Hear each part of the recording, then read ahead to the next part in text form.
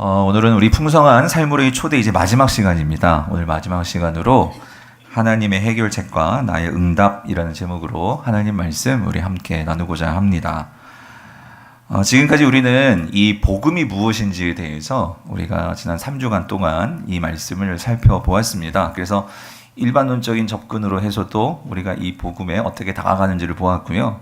그리고 성경이 말씀하시는 이 복음이 뭔지, 그리고 우리의 이 죄가 뭔지, 또 구원이 뭔지 하는 것들을 우리가 3주에 걸쳐서 살펴보았습니다. 아무튼 우리 인간은요, 개인적이든 아니면 사회 구조적이든 삶에서 많은 여러 가지 문제와 고통 속에서 우리는 살게 됩니다. 그리고 또 그 문제를 해결하려고 하고 피하려고 하고 그렇게 애를 쓰면서 살죠. 하지만 참 그러면 그럴수록 문제들이 줄어들고 해결되면 좋을 텐데 세상은 점점 복잡해지고 문제는 더 많아지고 그래서 더 심각해지는 그런 삶을 우리는 또 여기저기서 또 보고 당면하게 됩니다. 그래서 여러분, 사실은 우리가 어떻게 이런 문제들, 삶의 고난의 문제, 고통의 문제, 죽음의 문제, 이런 문제들을 해결할 수 있을까?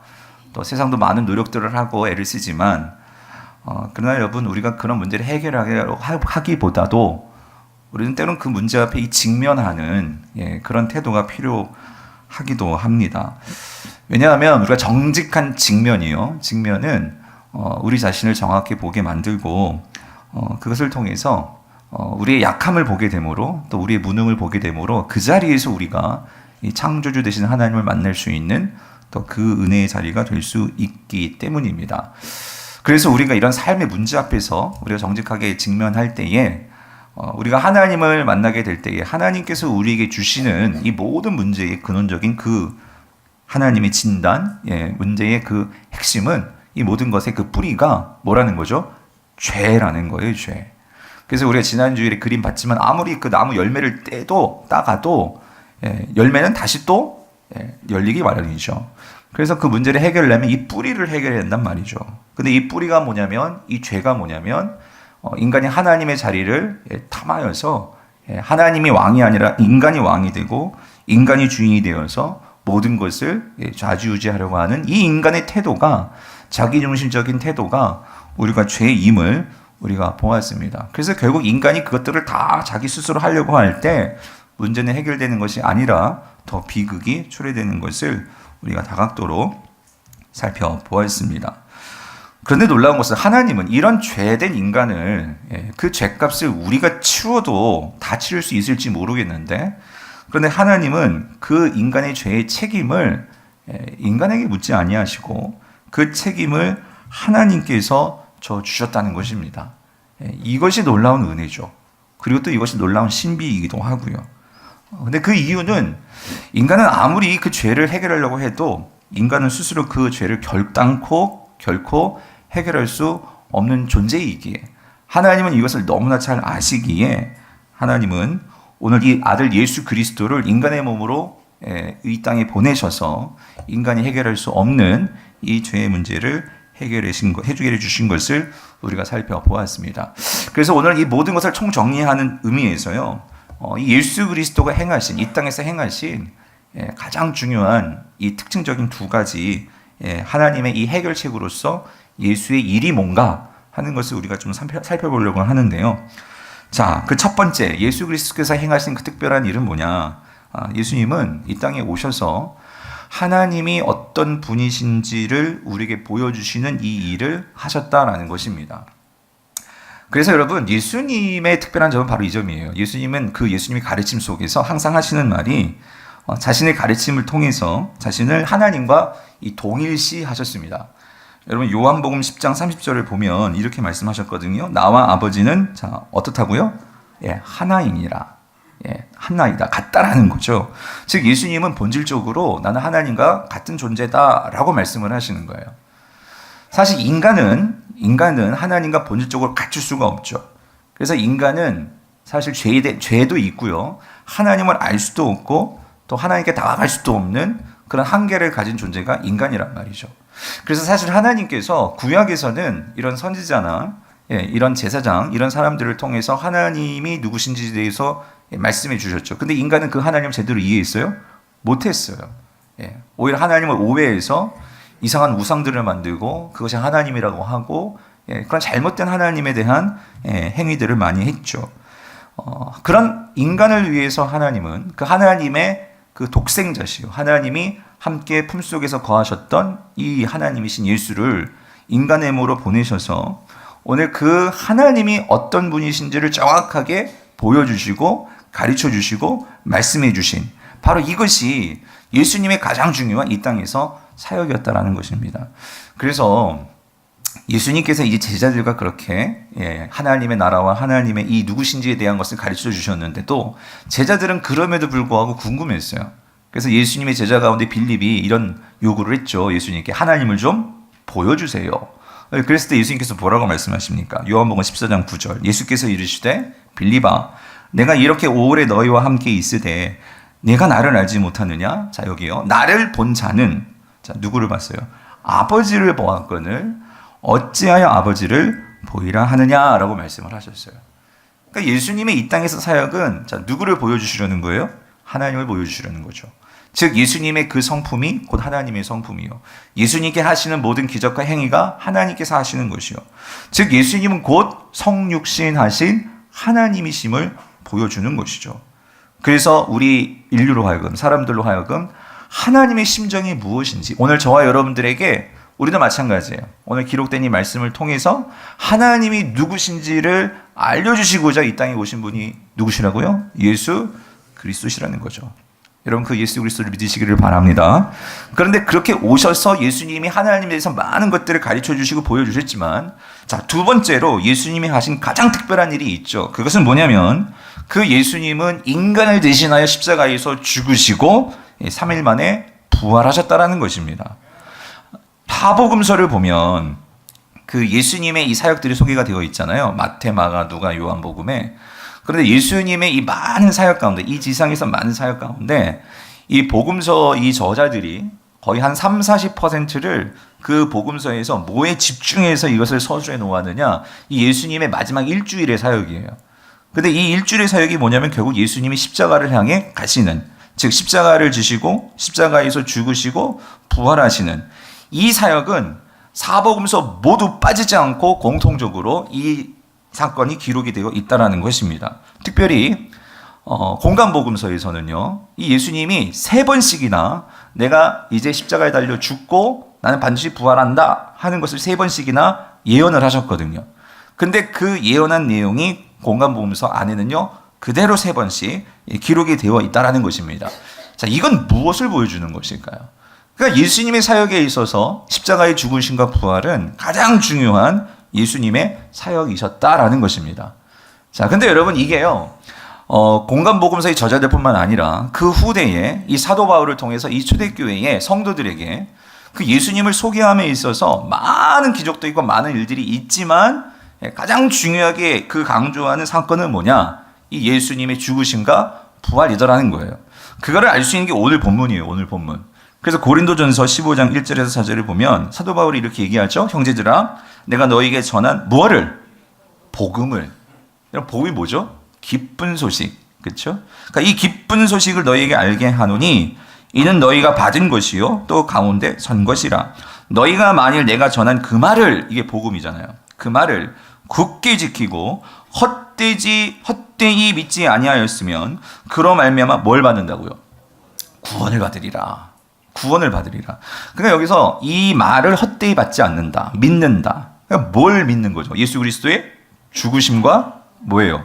부활. 그러니까 이거를 믿어야 뭘 받는다고요? 구원. 예. 그래서 3절. 내가 받은 것을 먼저 너희에게 전하였노니 이는 성경대로 그리스도께서 우리 죄를 위하여 죽으시고 장사 지낸 바 되셨다가 성경대로 사흘 만에 다시 살아나사. 이게 뭐예요? 부활. 예. 그래서 여러분, 복음이 왜 기쁜 소식이냐면 예수 그리스도의 이 죽으심과 이 부활이 결국 오늘 저와 여러분의 삶을 완전히 바꿔놓는 그러한 새로운 사건이기 때문에 이것이 기쁜 소식이라는 거죠. 여러분 생각해 보세요. 우리의 힘으로는 이 죄의 문제를 해결할 수가 없다고요. 이 죄의 뿌리를 뽑을 수도 없고 이걸 어떻게 할 수가 없어요. 근데 그것을 예수 그리스도의 죽으심으로 그리고 다시 사심으로 이 죄의 문제가 해결되었단 말이죠. 우리가 받아야 할 이 죄값을 예수 그리스도가 죄값을 치러 주심으로 우리의 죄를 하나님께서 간과해 주셔서 없다 해 주셔서 의롭다 해 주셔서 이제 우리가 하나님께 나아갈 수 있고, 우리 지난 성금요일 때 성찬을 대했죠. 하나님께서 그 거룩한 하나님의 식탁에 우리가 앉을 수 있게 해주셔서 우리를 뭐 삼아 주셨죠? 하나님의 가족으로 삼아 주셨단 말이에요. 가족으로. 예, 가족으로. 여러분, 이거를 우리가 정말로 생각하면 이게 얼마나 큰 은혜인지. 그래서 사도 바울은요, 이 하나님의 가족 되었다는 게 자기를 볼 때 자기는 하나님의 가족이 될 수 없는 자였어요. 왜 그러냐면 예수를 핍박하고 예수를 죽였던 자인데, 그런 죄인 중에 죄인이고 괴수 중에 괴수인데 그런 나를 하나님의 자녀 삼아지고 하나님의 식탁에 앉을 수 있게 해줬다. 이거는 그러니까 나는 버림받은 그런 자였는데 나를 걷어 들여주신 이 양자 삼아주신 거다 해서 사도 바울은 이 감격이 너무나 컸어요. 그래서 여러분 로마서 8장 15절에 보면 근데 이렇게 고백을 하죠. 너희는 다시 무서워하는 종의 영을 받지 아니하고, 자, 무슨 영이요? 양자의 영을 받았으므로. 그러니까 사도 바울은 자신의 구원을 어떻게 이해하냐면 입양되었다. 정말로 철저하게 버려지고 정말로 소망 없고 그렇게 살아갈 수밖에 없었던 나였는데 그 좋으신 분이 나를 아들 삼아 주셔가지고 그 좋은 집에서 행복하게 살 수 있는 그런 나를 자녀 삼아 주셨다. 그래서 우리가 그분을 뭐라 불러요? 아빠, 아버지라 부를 수 있게 해줬다. 여러분, 그런 거 아니겠어요? 그냥 고아원에서 정말 먹지도 못하고 입지도 못하고 제대로 사랑받지 못하고 살 수밖에 없는 나의 인생이었는데 진짜 좋은 그런 아버지를 만나가지고 내가 입양되어가지고 좋은 집에서 좋은 옷을 입고 교육을 받고 잘 먹고 그렇게 살 수 있게 되었다면 여러분 이게 얼마나 큰 은혜겠어요. 사도 바울은 그것을 가지고 하나님을 찬양하고 있는 거죠. 그래서 여러분 이거 아세요? 오늘 우리의 이 구원의 감격이 왜 없는 줄 아세요? 여러분 우리의 구원의 기쁨이 왜 자꾸만 이렇게 식어가는 줄 아세요? 여러분 그거는요, 우리가 본래 어떤 존재인지에 대한 인식이 없으면 구원의 감격은 없습니다. 우리 신앙은 내가 이전의 나의 모습이 어떠했는지를 잊어버리면 우리는 교만해지고 우리는 구원의 감격이 사라진다는 거예요. 여러분 사도 바울은 내가 과거에 어떤 존재였느냐, 그는 에베소서에서 이렇게 설명을 해요. 초대교회 성도들에게도 그는 예수 그리스도예요. 허물과 죄로 죽었던 너희를 어떻게 해요? 살리셨도다 예요. 그러니까 우리가 어떤 존재였냐면 허물과 죄로 우리는 뭐 했대요? 그러니까 죽었던 자들이라는 거예요. 그러니까 여기서 죽었다는 것은 육체적인 것을 말하는 건 아니지만 영적으로, 그러니까 하나님과 함께 할 수 없는, 왜 영적으로 죽었기 때문에 하나님께 나아갈 수도 없고 우리는 그야말로 거의 시체와 같은 그런 존재들, 그런 자들이었는데, 그래서 2절에 보니까 그때에 너희는 그 가운데서 행하여서, 허물과 죄 가운데서 행하여서 이 세상 풍조를 따르고 이 세상의 욕심대로, 이 세상의 그 죄악대로 그것에 흘러 살아가는 그런 존재였고, 여기요, 공중의 권세 잡은 자를 따랐으니. 여러분 이 공중의 권세 잡은 자가 누구일까? 사단이죠, 사단. 그 사단을 따랐다, 이 말은 그 사단에게 속했다, 그 소리예요. 그러니까 우리는 결국 사단의 자녀들로 그렇게 살아가던 존재들이었다라는 거예요. 그래서 우리는 뭐 할 수밖에 없어? 하나님에 대해서 뭐 할 수밖에 없어? 불순종할 수밖에 없었어.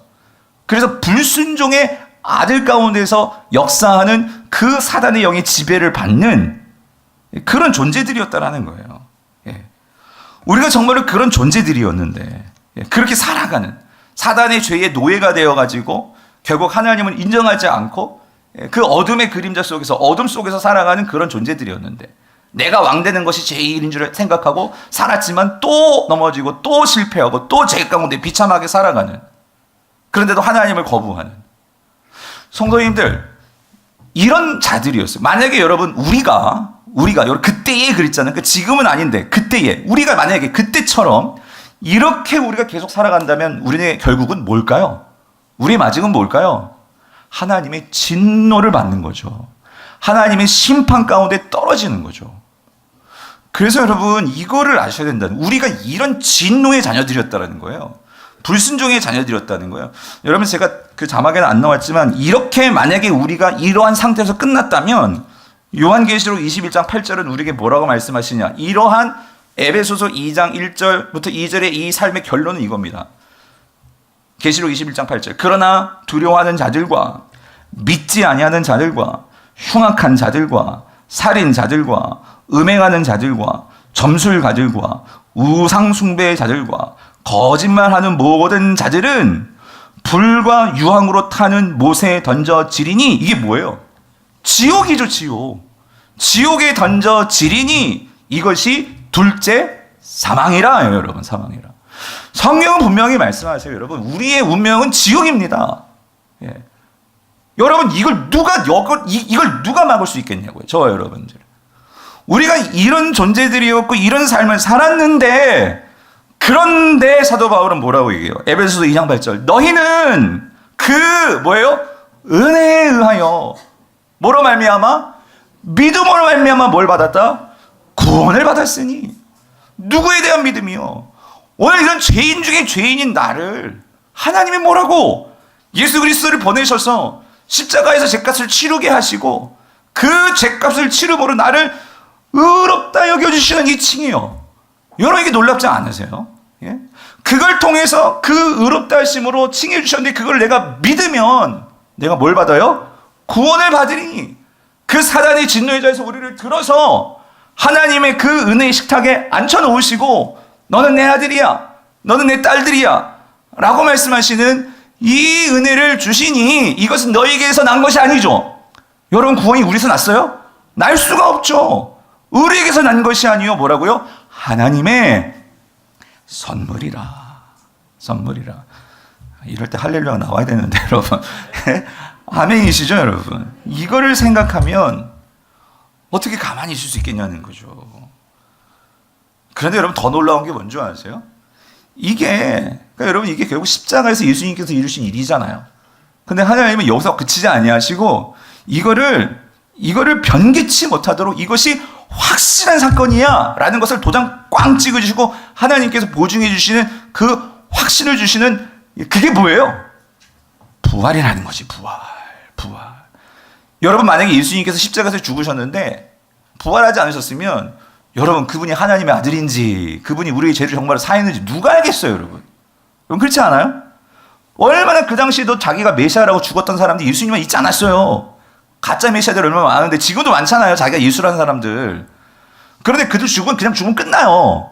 근데 예수는 뭐예요? 죽었다가 3일 만에 봤잖아요. 성경대로 뭐 하셨다고? 다시 살아나셨다. 이게 뭘 말해주는 거죠? 그 십자가에서 죽으신, 너희 죄를 위해서 죽으신 그 예수 그리스도는 바로 누구시라는 거예요? 하나님의 아들이시라는 거예요, 아들. 그러니까 우리가 예수를 믿는 거죠. 여러분, 예수를 믿어서 믿죠 보신 분 계세요? 여러분, 이 하나님의 아들이 우리를 사랑하셔서 이 확증을 주시는데, 여러분, 사실 예수님의 제자들도 보세요. 예수님이 십자가에 달려 죽으시기 전까지 그들 예수를 안다 했지만 그는 예수 잘 몰랐어요. 예수님이 십자가에 달려 죽으시니까, 그리고 죽으시고 나서 제자들이 다 어떻게 됐어요? 뿔뿔이 다 흩어졌어요. 도망쳤어요. 근데 이 제자들이 나중에 정말로 예수 그리스도 목숨을 걸고, 살아도 주를 위해서 살고 죽어도 주를 위해서 죽나니 이렇게 외칠 수 있었던 것은, 그들이 뭘 받죠? 부활을 받잖아요. 여러분, 그 죽었던 분이 살아가지고 우리 앞에서 밥을 먹으시고 함께 하시는데, 이거를 봤는데 어떻게 가만히 있습니까? 어떻게 내가 정말로 가만히 있는 자들이 될 수 있겠어요? 이 부활을 봤는데, 이 부활을 경험을 했는데, 이 부활이 경험되니까 이제 성경이 다시 보인 거예요. 그러니까 베드로가 요엘서를 가지고 말세에 그 하나님께서 영을 부어주신다 하는 말씀들이 막 그냥 튀어나오고, 이게 바로 그 예수 그리스도가 부활을 통해서 아까 봤죠? 양자의 영을 넣어주신다는 거였구나. 그 양자의 영이 성령이었구나. 성령으로 우리가 새롭게 거듭나는 거구나. 이런 게 막 튀어나오고 해석이 되고, 뭘 받기 때문에? 부활을 받기 때문에. 사랑하는 성도님들, 오늘 본문의 바울도 마찬가지예요. 여러분, 바울 예수님 안 믿었어요. 예수를 죽일 놈이었죠. 아니, 지가 하나님의 아들이야 그랬던 자였는데, 그랬는데 이 사도 바울이 예수 믿는 사람들 죽이기 갔다 다메섹 가다가 누굴 만났어요? 다메섹에서 부활하신 예수님을 만났잖아요. 사울아, 사울아, 너 왜 자꾸 나를 핍박하니? 주여, 누구십니까? 네가 핍박하던 예수라라고 딱 말씀하시니까, 거기서 부활하신 예수를 만나 꼬꾸라진 거 아니에요?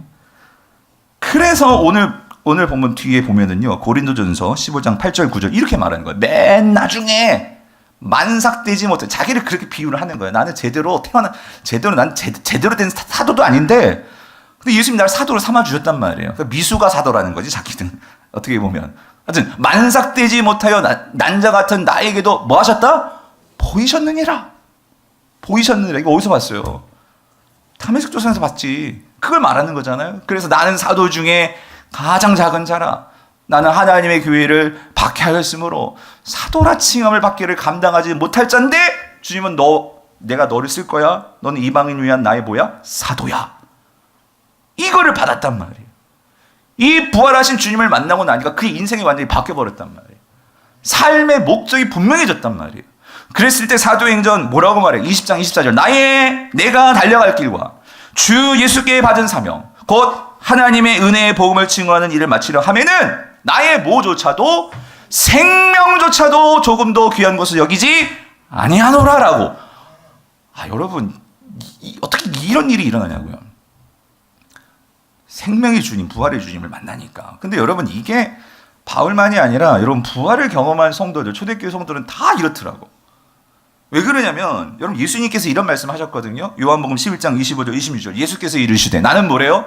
부활이요 생명이니 나를 믿는 자는 죽어도 살겠고 무릇 살아서 나를 믿는 자는 영원히 죽지 않으니. 주님이 질문하셔서 이것을 내가 믿느냐? 아멘 안 하시네. 다시 한번. 이것을 내가 믿느냐? 라고 했을 때 바울은 아멘 했던 것 같아요. 그리고 여러분 더 중요한 거는요. 이 말씀이 초대교회 성도들에게 쫙 퍼졌겠죠. 복음서들을 통해서. 그랬을 때 성도들이 아멘 했을 때 어떤 역사가 일어나는 줄 아세요? 그게 히브리서라고. 히브리서. 여러분 히브리서 여러분 11장에 보면 세상에 감당 못할 사람들이 나오는 거예요. 여기 보세요. 35절. 여자들은 자기의 죽은 자들을 부활로 받으리기도 하며 나보다 앞서 죽은 내 남편, 내 자녀, 내 딸 얼마나 비참하고 얼마나 힘들어요. 근데도 그들은 부활했어 라고 받아들이기도 하며 또 어떤 이들은 더 좋은 부활을 얻고자 하여 심한 고문을 받되 구창이 풀려나기를 원하지 아니하였으며. 왜냐하면 주님께서 나를 부활해 주실 것을 믿으니까 내가 주님 모릅니다 라고 그렇게 부인하면서 지금 당장 살겠다고 그러지 않았다는 거예요. 36절. 또 어떤 이들은 조롱과 채찍질뿐 아니라 결박과 옥에 갇히는 시련도 받았으며. 저는 37절 정말 여러분 돌로 치는 것과 톱으로 켜는 것과 시험과 칼로 죽임을 당하고 영과 염소의 가죽을 입고 유리하여 궁핍과 환난과 학대를 피했다? 받았으니. 여러분 어떻게 이런 능력들이 나올 수 있을까? 그러니 세상이 뭐래요? 이런 사람은 세상이 뭐예요? 감당하지 못하느니라. 감당하지 못하느니라. 사랑하는 성도님들, 이게 진짜 예수 믿는 건 줄 믿습니다. 예수 그리스도의 십자가의 사랑을 받고 그리고 그 하나님의 사랑이 가짜가 아니라 진짜인 것을 확증해 주시는 사건, 이 부활이요, 부활. 그래서 이 부활을 믿는 자들은 로마서 5장 3절 5절이에요. 다만 이뿐 아니라 우리가 환난 중에도 어떻게 할 수 있어? 즐거워할 수 있나니 이는 환난은 인내를, 인내는 연단은, 연단은 뭐예요? 소망을 이룬 줄 압니다. 여러분 이 소망이 무엇입니까? 예수 그리스도가 우리에게 줄 부활이요, 부활. 이 소망이 있는 것을 아니까 이 소망이 우리를 부끄럽게 하지 아니함은 우리에게 주신 성령으로 말미암아 하나님의 사랑이 우리 마음에 부음받음이니. 할렐루야. 사랑하는 성도님들, 오늘 초대교회 성도들은요 이 부활을 가지고 환난을 직면했다는 거예요. 직면했을 때에 그 환난 속에서 이 다시 살아날 것이라는 이 소망. 오늘 아침에 그 재환이라는 친구가 군대 갔다가 이제 두 번째 휴가를 나왔는데 너 얼마 남았니? 이제 1년 남았대요. 내년 5월이라는 거예요. 그래서 다시 들어가더라고. 제가 그 말 해줬어요. 그래, 내년이면 끝나니까 갈 수 있지. 만약에 평생 있다고 하면 가겠어요, 여러분? 오늘 우리에게 아무리 힘들지만 우리에게 뭐가 있어? 이 부활이 있기 때문에. 그래서 여러분 이거예요. 여러분 지금 이 자리에도 너무나 극심한 환난과 시련과 아픔 속에서 참 성도님께서 정말로 너무나 요즘 경제적으로도 힘들고 사업적으로도 힘들고 많이 힘들다는 얘기를 들을 때마다 너무 마음이 아파요. 그런데 여러분 그렇다고 여러분 우리가 주저앉아 있으면 안 되고 오늘 초대교회 성도들은 이런 환난과 시련과 이런 것들 내게 닥쳐올 때 거기서 낭망하고 절망하는 것이 아니라 그들은요 일어났다는 거예요. 뭘 갖고 일어났냐면 이 부활의 소망을 가지고 일어났다는 거예요. 그래서 그들이 이렇게 외쳤어요. 환난아 시련아 올 테면 와라. 예? 나는 부활한다. 아멘이십니까? 예? 사망아 나에게 쏘는 것이 뭐냐? 예? 사망아 내 승리가 뭐냐? 내 주 예수 그리스도의 그 부활로 나는 승리하리라. 여러분 이게 신앙이었다고 초대교회 성도들이에요. 아멘이십니까? 여러분 같이 한번 따라해봤으면 좋겠어요. 환난아 시련아 올 테면 와라. 나는 부활한다. 이 부활이요, 이 부활. 예? 오늘 이 은혜가 있게 되기를 간절히 바랍니다. 그래서 여러분 여기까지가 지금까지 이게 성경이 말하는 복음이에요, 복음. 이 복음의 핵심. 그러면 남은 게 있어 이제. 하나님은 다 우리에게 말씀해 주셨어. 이게 뭐냐면 우리의 반응이에요, 우리의 반응. 하나님은 우리를 로봇으로 만들지 않으셨어요. 예, 동물처럼 만들지 않으셨고 하나님의 형상으로 만드셨다는 것은 하나님이 우리를 인격적으로 대하십니다. 내가 이런 하나님이야. 그러면 이제 여러분은 뭐 해야 되냐면 반응을 해주셔야 돼. 왜냐하면 이 복음은 뭐라고요? 선물이라고. 누군가가 여러분에게 선물을 이렇게 준단 말이에요. 그럼 선물을 주는 사람은 어떤 걸 기대해요? 뭘 기대해요? 아우 감사해요. 하고 받든지. 그렇지 않아요? 근데 내가 이거 내 정말로 너를 위해서 준비한 선물이 하고 딱 줬는데 끝까지 됐어. 이러면은 와 얼마나 상처. 그렇지 않아요, 여러분? 오늘 하나님도 바라시는 반응이 있어요. 이 복음에 대한 3가지 정도로 제가 성경에서 정리해봤는데 여러분 첫 번째 반응은 뭔지 아세요? 첫 번째 반응은 이거예요. 같이 한번 읽어볼게요. 시작. 그동안 스스로 내 인생의 주인 노릇하려 했음을 정직하게 뭐예요? 인정하기. 이걸 좀 풀어 쓴 거고요. 노골적으로 말하면 내가 죄인임을 인정하는 거예요, 여러분. 내가 죄인임을 인정하는 거. 내가 내 삶에서 왕노릇하고 하나님 없이 살려고 했던 나의 삶을 인정하는 거. 여러분, 새로운 삶은요. 성경의 새로운 삶은요. 내가 죄인됨을 시인하는 것부터 시작되는 거예요, 여러분. 예? 내가 마땅히 심판받고 나는 소망 없고 나는 죽을 자인데 하나님께서 그리스도를 대신 보내주셔가지고 내가 살아난 나는 그런 은혜 받은 죄인입니다. 이거를 인정할 때 여러분 거기에 은혜가 들어오는 거고 거기서 감격이 생겨나는 거예요. 아멘이십니까? 예, 죄인됨의 인정. 이게 첫 번째 우리 반응해야 되고 두 번째 반응은 뭐냐면요. 이거 읽어볼게요. 시작. 나를 위해 예수님이 대신 죽으셨다는 것을 어떻게 해요? 받아들이는 거. 이게 믿음이에요. 이게 믿음. 우리가 뭘 믿냐고. 우리가 믿을 때는 이거죠. 예수 그리스도의 십자가에서 나를 대신해서 대속해 죽으신 이 십자가의 은혜를 내가 뭐 하는 거예요? 믿는 거죠. 이거를 받아들이는 거. 그래서 하나님 없이는 예수 없이는 내가 살 수 없습니다. 이거를 시인하는 거. 여러분 이게 믿음이에요. 근데 여러분 믿음은요. 이 믿음의 앞면 믿음을 쫙 뒤집잖아요. 뒤에는 뭐가 있는 줄 아세요? 회개가 있어요. 회개. 무슨 말이냐면 지금까지 말했던 내가 본래 어떤 존재인지를 알았고 그런데 그걸 위해서 예수님께서 이런 일을 해주셨어? 우와 주님 너무 감사해요.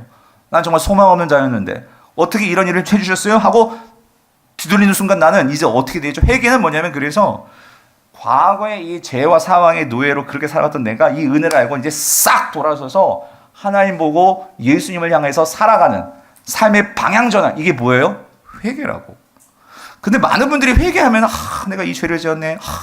왜 죄를 지었을까? 하나님 그러지 말았었는데 회개를 후회로 생각하시는 분이 있어. 후회로. 여러분 아니에요. 왜 그 죄를 지었을까? 그러지 말았어야 되는데. 그것도 맞지. 근데 성경이 말하는 회개는 뭐냐면요. 여러분 내 삶을 근본적으로 하나님께로 돌리는 거예요. 그렇게 살아가는 거예요. 여러분 죄는 이미 예수님이 십자가에서 다 용서해 주셨거든요. 근데 중요한 거는 우리의 삶이 이렇게 바라보다가도 조금씩 다시 어디로 돌아가려고 그래? 옛날 모습으로. 피아노든 바이올린이든 이거 그냥 난 다 풀어줘요. 또 뭐 해줘야 돼? 땡겨줘야 돼. 조율해줘요. 여러분 그게 회개예요. 그래서 회개는요. 날마다 필요한 거예요. 사실. 회개는요. 무조건 하나님 나 이런 죄 졌어요. 죄 고백이라기보다도 진정한 회개는요. 나는 죄인인데 예수님이 그 죄를 다 용서해 주셨어요. 그런데 나의 삶은 그런데도 여전히 내 속에 주인 되려는 마음이 있어요. 이거를 매일매일 어떻게 누구를 향하여서? 주님을 향하여서. 주님을 향해서 매일매일 내 삶을 재조율하는 거. 여러분 이게 회개입니다. 그래서 이 회개로 나아가는 이 반응이요, 반응. 믿음과 이 회개요. 예수 그리스도의 은혜에 대한 믿음과 그 믿음에 대한 따라 나오는 이 회개의 반응. 이게 우리 두 번째 반응이에요. 자, 세 번째는요. 이렇게 우리가 돌렸어요. 그러면 이제 어떻게 해야 돼? 자, 읽어봅시다. 하나님을 내 인생의 주인으로 어떻게 하는 거? 영접하는 거. 영접한다는 것은 내 자리에 이제 하나님을 모시고 그렇게 사는 거예요. 예. 실질적으로 여러분의 삶에서 내 인생의 주인 하나님이십니다. 이거를 알고 내가 하나님의 다스림 속에서 살아가는 거예요. 하나님의 통치를 받으려고, 하나님의 인도를 받으려고. 그래서 이거를 조직신학적으로 이게 성화란 말이에요. 성화. 이건 우리 주님 앞에 갈 때까지 계속해서 그분을 영접하고 그리고 그분의 다스림을 받고 살아가야 되는 거예요. 이 세 가지의 반응. 자, 근데 여러분 여기서 한 가지. 우리가 이렇게 돌아서고 주님을 영접함에 있어서 우리가 한 가지 이거 기억해야 돼요. 이 모든 게 그냥 내 행위로만 되는 게 아니란 말이에요. 이게 무슨 말이냐면 여러분 사도 바울은요 구원은 하나님의 선물이라고 그랬죠. 그래가지고 사실 우리가 어떤 행위로도 이 구원에 있어서 자랑할 길이 없다라고 그는 선포를 해요. 자, 근데 여러분 우리가 이렇게 회개를 했어요. 방향을 전환하고 영접하고 이거를 함에 있어서 물론 나의 노력도 있어요. 의지도 있어요. 근데 더 중요한 게 있어요. 뭐냐면 이 모든 것을 가능케 하는 그 근본 원동력 힘은 어디서 나오는 거예요? 예수 그리스도의 십자가란 말이에요. 십자가. 그 십자가와 예수 그리스도의 부활을 내가 제대로 알고 믿고 깨닫지 않으면 여러분 그냥 감정으로 하면 또 넘어져요. 또 넘어지고 또 옛날의 모습으로 또 돌아가요. 그러나 우리 모든 것이 이 예수 그리스도께서 나를 위해서 십자가에서 죽으셨고 그리고 예수 그리스도께서 분명히 성경대로 부활하셨고 이거를 정말로 내가 믿고 거기에 감격하게 될 때에 그래서 내가 자원함으로 하나님께 내 자리를 하나님께 내어드릴 때에 거기에서 끝이 아니라 그때 하나님께서 우리에게 넣어주시는 분이 있어요. 그게 누구예요? 성령님이란 말이에요. 성령님. 하나님은요 이것을 같이 우리를 도와주시는 하나님의 영, 그리스도의 영, 양자의 영, 성령을 넣어주신단 말이에요. 왜냐하면 하나님도 아세요. 여러분 우리가 이 땅을 살아가는 것이 쉽지 않아요. 만만치 않아요. 사단이 우리를 그냥 놔두지 않는다고 또 넘어뜨리려고 하고 또 우리를 유혹하려고 하고 그런데 내가 정말로 하나님의 십자가를 알고 부활을 알고 내가 주님을 나의 왕으로 모십니다. 그럴 때 성령을 우리에게 넣어주셔가지고 그 성령이 우리에게 뭐 하세요? 우리의 스승 되시고 우리의 위로자 되시고 우리의 보호자 되시고 우리를 가르쳐 주시면서 예수를 깨닫게 해주신단 말이에요. 예수를 바라보게 하시고 예수를 닮고 싶어 하게 하시고 그 성령의 역사가 우리에게 있을 때 우리는 성령의 인도함을 받아서 더 예수 그리스도를 닮아가고 알아가게 된단 말이죠. 그래서 여러분 중요한 건 이겁니다. 오늘 내가 하나님의 그 구원받은 자의 증표로서 성령님이 우리를 인치시는 것도 되고요. 그 성령님이 우리 안에서 우리에게 그 양육과 그리고 우리에게 그 은혜를 깨닫게 하시는 그 사랑과 구원을 주시는 보혜사가 되실 뿐만 아니라 더 중요한 거 오늘 우리 안에서 그 성령님은 저와 여러분들과 교제하기를 원하신단 말이에요. 교제하기를. 그런데 여러분 중요한 게 이거예요. 이제 하나님께서 그렇게 성령을 넣어주셨는데 여러분 우리가 성령님을 느끼고 그리고 그분을 사랑하고 그분과 가까워져야 되거든요. 그러려면 어떻게 해야 돼요? 어떻게? 성령은 말씀과 기도로 우리 안에서 교제하십니다. 성령은 이 말씀이 여러분 이 말씀이 맞아요. 이건 하나님의 엄청난 정보예요. 이것이 우리 머릿속에 들어와서 오늘 이 하나님의 어떤 분이신지를 내 머릿속에 있을 때 성령이 그거를 통해서 역사한단 말이에요. 우리에게 하나님에서 가르쳐 주시고 하나님을 알게 하시고 그리고 그 깨달은 걸 가지고 우리가 표현하는 게 뭐예요? 기도란 말이에요. 기도. 예. 그럴 때 우리 안에서 성령님과 내가 친밀해지고 그리고 그 친밀함 속에서 그렇게 가까워지면은요 내가 세상에서 살아갈 때에 하나님 말씀대로 살고 싶어져. 하나님 말씀대로 그것을 내 욕심, 내 죄성은 내 욕구대로 하려고 하지만 그때그때마다 성령께서 나를 다스리시면서 아 하나님의 기쁨에 대하지 않은 마음들을 주시니까 그거를 이길 수 있도록 해주신단 말이에요. 그렇게 순종하면 순종할수록 우리에게 뭐가 생기는 줄 아세요? 성령님께 민감해지는 거예요. 민감해진다고. 그런데 우리가 신앙생활하면서 이거를 모르니까 여전히 예수 믿는다고 하면서 우리는 내 뜻대로 살아가는 거예요. 성령님이 우리 안에서 떠나지 않는다고 하시지만 우리는 성령님을 잘 몰라. 네. 민감함이 없으니까. 성령님과 교제함도 없었고. 사랑하는 성도님들, 오늘 우리가 성령님과 더욱더 민감해지시고 그 성령님의 도움을 좀 받으시기를 바랍니다. 예, 그것이 우리가 신앙의 성장하는 열쇠인 줄 믿습니다. 예. 그래서 여러분, 이제 결론. 이제 이렇게 우리가 정말로 인격적인 반응까지 알았어요. 그럼 이제 진짜 여러분의 선택이에요. 성경에서는 이러한 것들을 다 우리가 알았을 때에 이제 이거는 이제 교회에서 목회적인 관점에서 나오는 한 5가지 반응이 있는 것 같아요. 복음을 듣고 이제 하나님에 대해서 우리가 인격적인 반응까지 알았어? 그럼 이런 반응들을 보여야 되는데, 자, 여기에 대해서 우리가 보여지는 복음을 들으면 사람들이 나타나는 반응은 한 몇 가지, 한 5가지 정도. 이거는 우리가 그 풍성한 삶을 초대 책에서 나온 건데요. 목사님 정리하신 건데, 자, 첫 번째 반응은 뭐냐면은요, 5가지 R로 정리하셨더라고.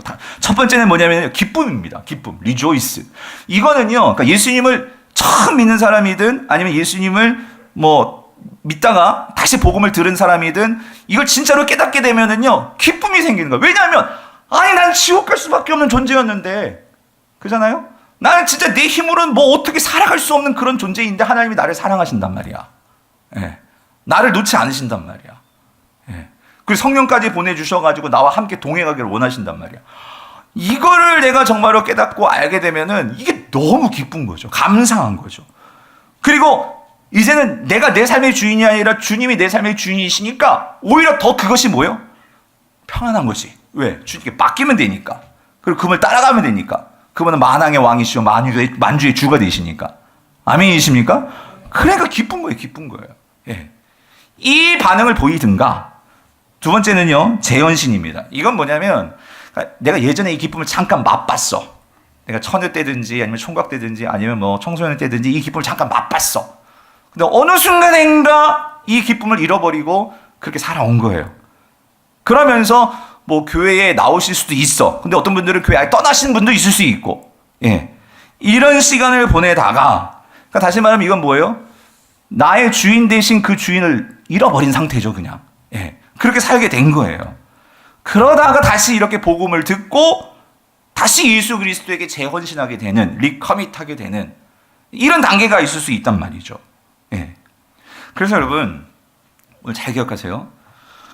성도들은요, 단지 교회 출석 여부가 중요한 게 아니에요. 오래 다녔다가 중요한 게 아니에요. 중요한 것은 진정으로 예수 그리스도가 지금 이 순간 나의 삶의 주인이신지 아니신지를 여러분이 분명하게 고백할 수 있어야 한단 말이죠.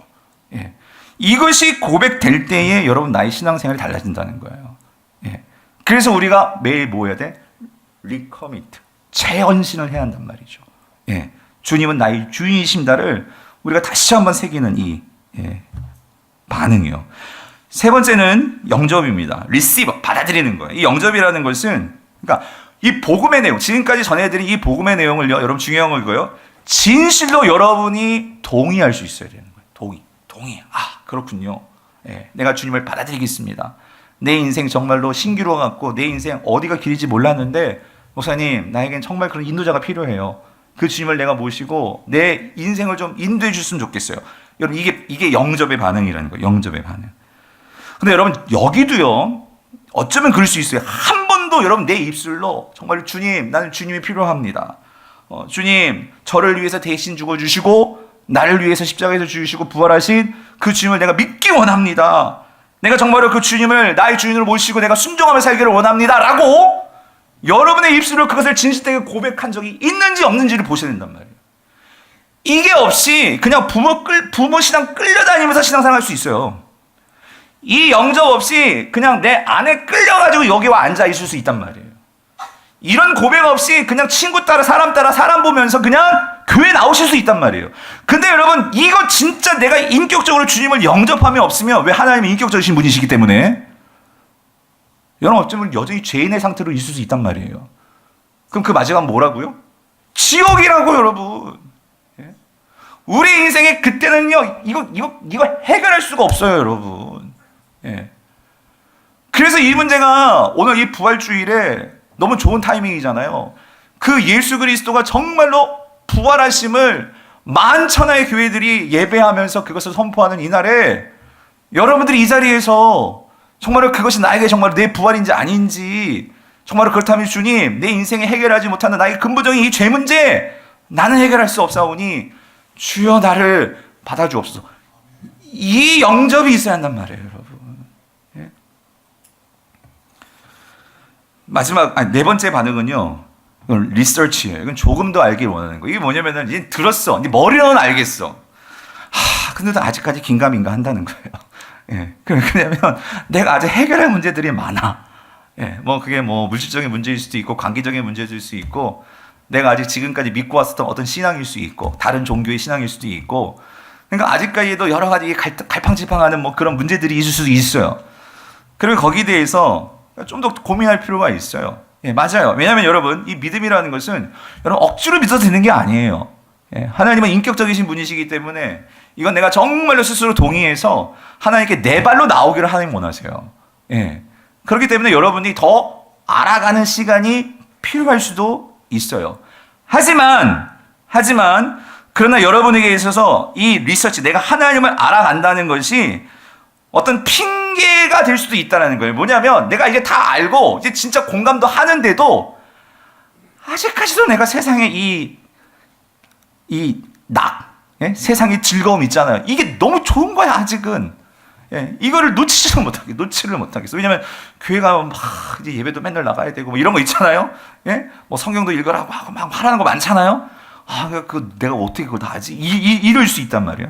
그러니까 목사님 내가 좀 더 성경을 좀 더 많이 읽고 내가 좀 더 기도를 더 많이 해보고 오겠어요. 여러분 그건 핑계예요, 핑계. 예? 하나님은 내가 분명히 이거 딱 결단해야 되는 거 내 마음에 주시는데도 예, 만약에 여러분들이 그걸 딱 결정하지 못한다면 그러면서 내가 더 알려고 한다? 여러분 그건 핑계는 안 돼요, 여러분. 왜냐하면 하나님께서 여러분 초청할 때는 어떤 순간이 있어요, 순간. 예, 그 순간에 주님이 나에게 이렇게 초청하신다는 어떤 그러면 마음이 자꾸 찔림이 줄 때는 그거를 붙잡으셔야 돼요. 왜? 그건 기회이기 때문에. 마지막, 이게 비참한 거죠. 거절이에요. 아무리 이렇게 전해도 예, 귀 막고 코 막고 눈 막고 다 막고 예? 이게 들어가지가 않는 분들이 있어요, 여러분. 예? 거절하는 거죠. 예, 거절하는 거예요. 관심 없다는 거예요. 여러분 오늘 좀 이따가 전도가 나가겠지만 그런 분들 너무 상처받지 마세요. 여러분이 상처를 받지 마세요. 예. 여러분들 그렇게 말하는 거 우리는 오히려 그분들을 긍휼히 여겨야 되는 거죠. 예. 구원은 강제로 되는 게 아니에요, 여러분. 예. 여러분 하나님께서 우리에게 감사와 기쁨으로 우리에게 선물을 우리에게 주셨다면 여러분 그걸 정말로 감사와 기쁨으로 받을 수 있을 때 하나님도 거기서 사랑을 더 퍼부어 주신단 말이에요. 예? 근데 여러분 다시 말씀드리지만 얼마든지 이 하나님의 추천 거부할 수 있어요. 그런데 여러분 이거 기억하세요. 그 거부에 대해서는 반드시 우리가 뭘 져야 돼? 책임을 져야 돼. 여러분 그 책임이 뭐예요? 심판이 있다는 거. 하나님은 우리에게 기회를 주셨어요. 그리고 하나님은 누누이 복음을 전해 주셨어요. 근데 우리가 그것을 거부했다? 그럼 당연히 심판이 있죠. 하나님 나쁜 분이에요? 아니요. 우리가 거부를 한 거지. 예. 정당한 정의 하나님 심판이시죠. 그게 영원한 불못이란 말이에요. 예. 사랑하는 성도님들, 오늘 이 5가지 반응 중에 여러분 어떤 반응을 하시겠어요? 제가 담임 목사로 반하는 거는 우리 성도님들은 기쁨으로 재원신하셔서 주님을 영접할 수 있게 되기를 간절히 바랍니다. 예? 이 3가지 반응. 정말 바라는 거지. 그리고 혹시 여러분들에게 탐구를 원하시는 분이 있으면 저를 찾아오시고 예. 예. 거절은 없기를 바라고 거절이 있었으면 여기 오지도 않으셨죠. 예. 말씀을 맺겠습니다. 우리가 지난 오늘까지 4주 동안 이 복음이 뭔지를 우리가 요즘 예, 이러한 여러 가지 설명들 또 비유들을 가지고 우리가 말씀을 나눴어요. 사랑하는 성도님들, 간절히 바라는 것은 오늘 하나님이 우리를 무조건적으로 사랑하시는 이 하나님의 사랑을 우리가 감사함으로 받아들이시기를 바랍니다.